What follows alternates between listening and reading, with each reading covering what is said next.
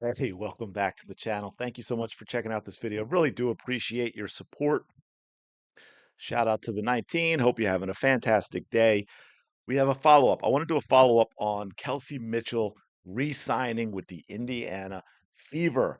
Last video, I announced it. We talked about what that means in terms of free agency, really. I had talked about some other free agency news that was pretty big, like Brittany Griner going to Atlanta, the trade between the Sun and Mercury, Alyssa Thomas, Tasha Cloud switching teams, but I want to get into a little more about what this specifically means for the Indiana Fever going forward with the roster that they have right now. What other changes we could see, and is it enough for this team to make the title run this year, not next year, not in 2026, this year? Plus, we also got a couple clips I want to share about this Kelsey Mitchell back in Indiana, back in Indiana for this signing. We are going to hear what Kelsey Mitchell had to say, and really her first words since signing, her first public words at least. But this is her arriving, and then we're going to have a video. Got a short video of her talking with uh, Kelly that I want to discuss as well. Pay attention to the very end of this one if you haven't seen this video yet. All right.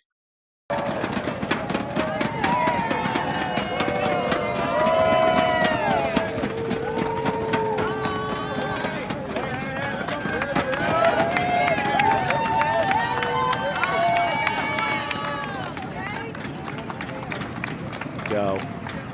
She took some time off.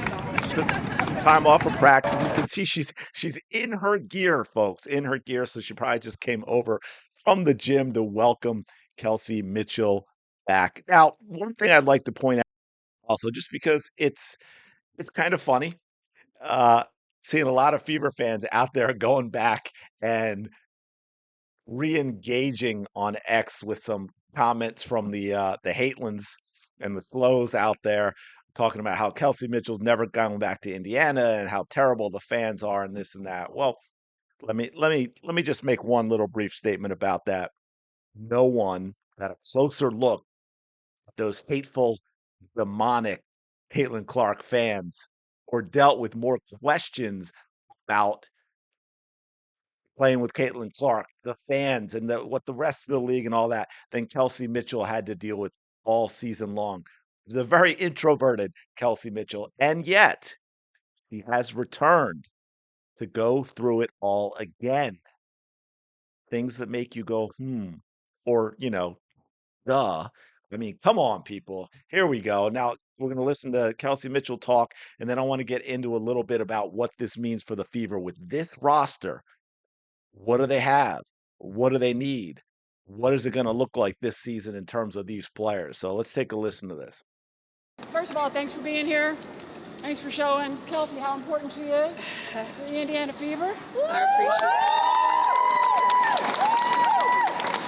it. Yeah, so everything about Kelsey Mitchell is core, right?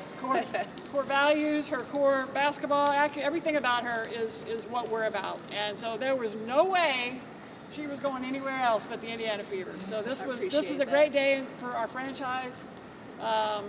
It starts with her.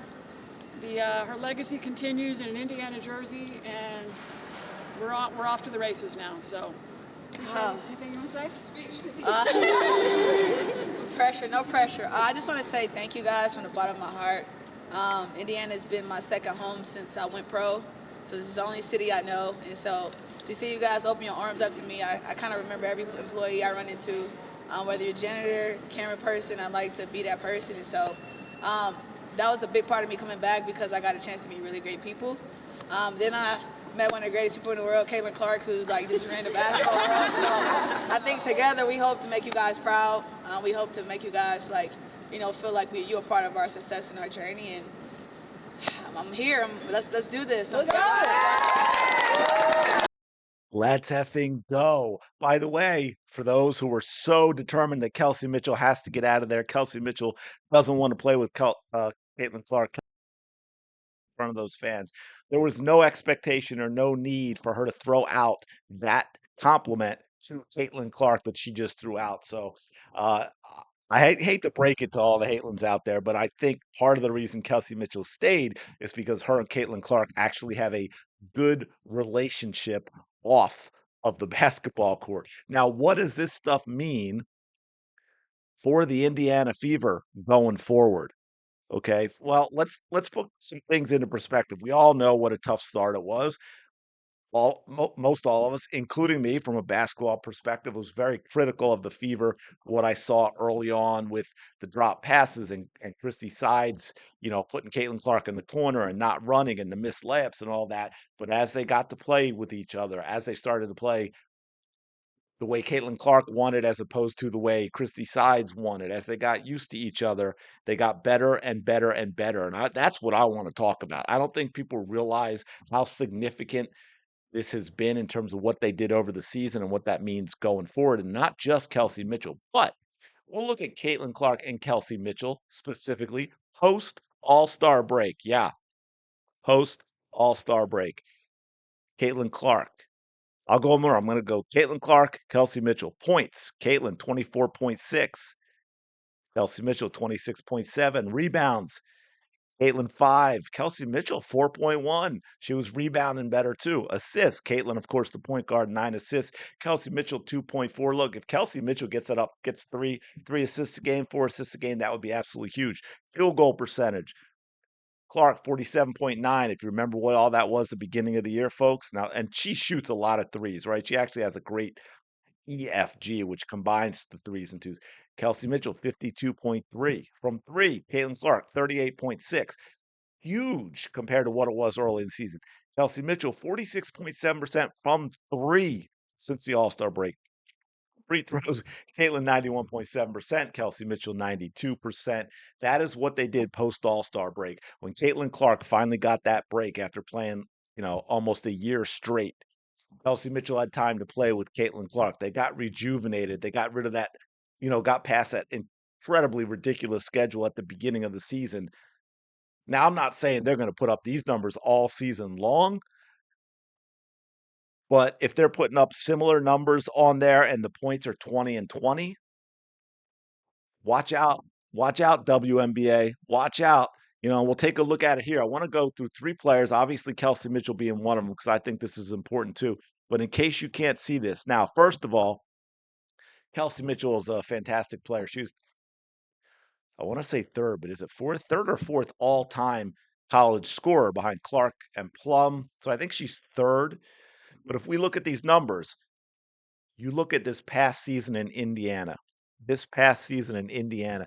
By the way, even with the addition of Caitlin Clark, these were the second most number of shots that Kelsey Mitchell averaged per game. 15.4 back in 2021. She averaged 15.1 this season with Caitlin Clark. And I've said this before with these scores, with the way the Indiana Fever should play the game, there are a lot of shots for these players because they're going to get more possessions per game than a typical WNBA team for sure. But look, field goal percentage, 46.8%. This first time it's been over 45. She's a career 42.6% shooter.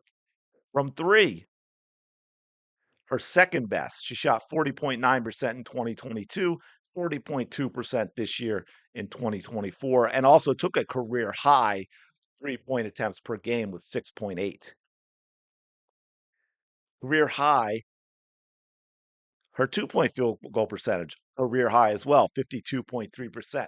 Career 46.6%. Career high in points per game, 19.2.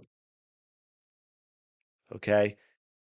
Kelsey Mitchell played great basketball. And again, I just showed you some numbers from post All-Star break, which are even bigger than this because it took a little bit of time for the Indiana Fever to kind of figure out how they're playing. Okay. So we should expect better play coming this year now that they have this season under their belt. We've got Lexi Hull. Okay, Lexi Hull, I think people forgot about, don't realize necessarily how good she is or how good she can be because she's been banished to the bench. She spent a lot of the beginning of the season on the bench.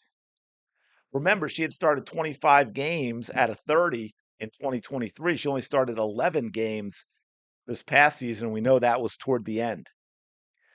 Career high field goal percentage, and not even close. She only shot 26% her first season, 37% her second season, 44% this season. She did actually shoot better from two last year than she did from this year.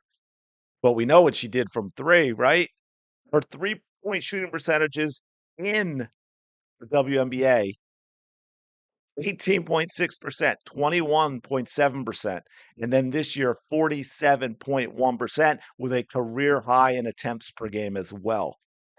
Her field goal percentage 56.3%. Last year it was 41.7. The year before it was 30. Absolutely phenomenal player on the court learning to play with Caitlin Clark, brought out the best in Lexi Hall. Damiris Dantas, been around a while, but I think a key part of this team. And again, something we need to understand as well. She was not a career high in field goal percentage, but it was close, significantly higher last year, 45.9 over her career 42.6. Right? Much better 3-point shooter, 39.4% compared to her career 34.5%. 2-point field goal shooting percentage. Not a career high, but her second best ever in a long career, 51.2%. Her rebounding, about her career average, because remember, she only played 10 minutes last year per game. Her career average is 20.8. Damiris Dantas came into the season in the middle of it, right? She played 20 games. She came into the middle of the season. She was out of shape and rusty because she was coming off an injury. And then she had to figure out how to fit into that offense with Caitlin Clark while also dealing with Christy Sides wanting to play a completely different style than what was actually effective for the Indiana Fever. Expect better from Damiris Dantas. If you've been paying attention, she has been playing well overseas. She looks to be in better shape. I've seen highlights of her where she is running the court well. Also, I expect her to be a better player come this season. Roster space, if I have this correct, still over 400,000. Obviously, they signed Kelsey Mitchell. It's going to have to be the Supermax at 249, so they still have space. Now, look, they've got some problems because Katie Lou is getting overpaid. Although, also, I will say this: Katie Lou will be better this year than she was last year, but she's getting overpaid for sure. Christy Wallace is getting overpaid for sure. If we look at the roster, here's what we've got: we got Kelsey Mitchell.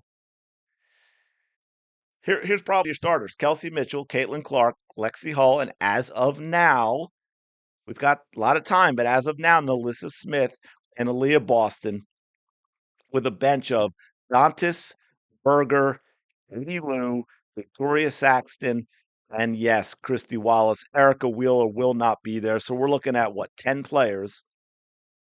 10 players. They've got 12. We've got the draft coming up. Again, don't know who they're going to pick, don't know who they're going to get. I still maintain I would love for to be Asia Sivka. I think that's the best choice. I think she'd fit in great with the Fever. Could play the three, could play the stretch four, could even play center if needed be, if they needed her to do so. She's got the game and the height to do it. She's long. She gets her hand on a lot of passes defensively. She runs the court well. She shoots the three. She could score with her left or her right with post moves. Now, I don't mean just layups. I mean post moves. She can get the ball in the post, make moves, finish with a baby hook with the right, finish with a baby hook with the left. She would be a great addition to the Indiana Fever.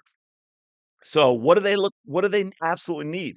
Need a backup center. Now again, they've got two roster spots, and that includes Wallace and Saxton and Samuelson on the team. We don't know if that's going to stay that way. I don't know what their contracts look like. I don't know how much they could get out of cap space if they say just cut someone like Christy Wallace, but they need a backup center. They don't have one. I mean, Dantas could play it, but she's a forward. And Boston is the tallest player on the team at what, 6'5". They need a stretch four, which is something I think Asia Sivka could do very well. Like I just said, she could play that the four, or the five. Really is. I think Sivka has that flexibility, and she's still only a teenager. and you could say that they need a backup shooting guard. However, I will say this, because of Christie's sides, a lot of people don't realize how good Grace Berger is. Yes, he will be the backup point guard. However, I think the three of them, Clark, Mitchell, and Berger, can all play in any type of rotation. Yes, Berger is a point guard, but she has the game and the intelligence, and so does Caitlin Clark in playing off ball, that the two of them can play on the court together. So Berger can give both Clark and Mitchell rest. And let's face it, Lexi, she's long and lean and athletic. She's good enough to play to defend against other shooting guards for the other teams. So yeah, she could play off the ball in that situation. If they needed, she's got to work on her foul trouble. If they needed, for whatever reason, to get minutes, that they needed Lexi Hall to play guard at times off the ball, they could do that, and then KLS could supply some minutes at the three spot.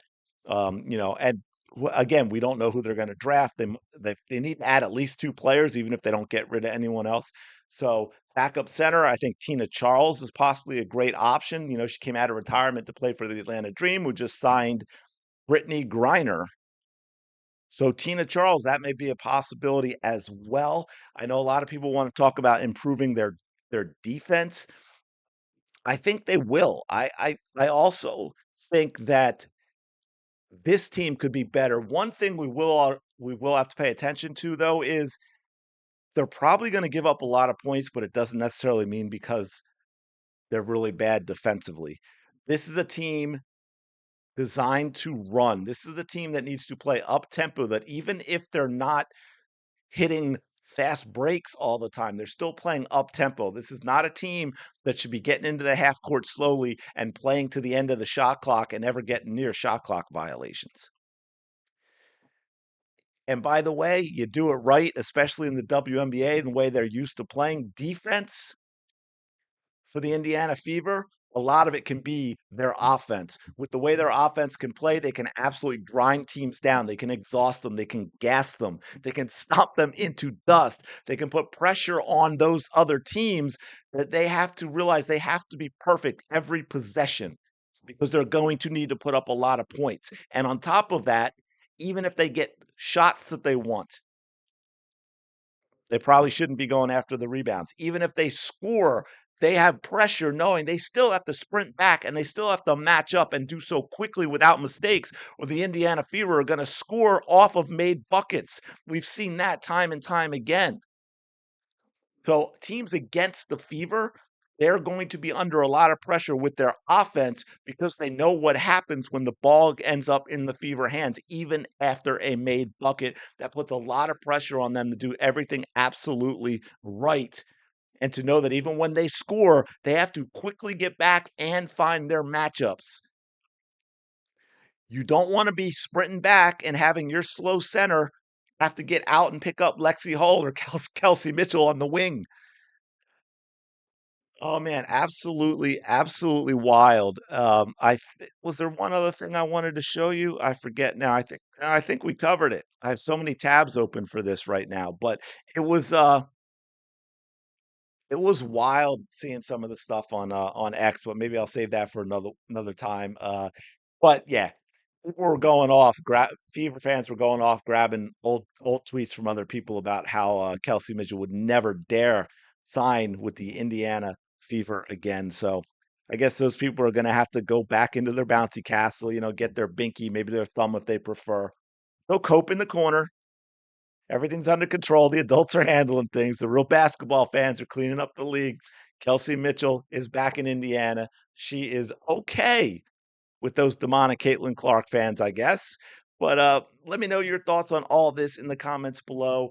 And with regard to the Fever, now that they've got this big thing that was hanging over their heads kind of cleaned up, what do you want to see from them going forward? I don't think they need a huge name. Like I said, get a draft someone like Asia Sivka, sign someone like Tina Charles as a backup, maybe another small move here or there to add some depth, and I think they're good. Let me know your thoughts in the comments below. Appreciate you checking out this video as always. Don't forget to like, comment, and subscribe. It really does help out absolutely tremendously. Appreciate it. Go have yourself a fantastic rest of the day, and I will talk to you later.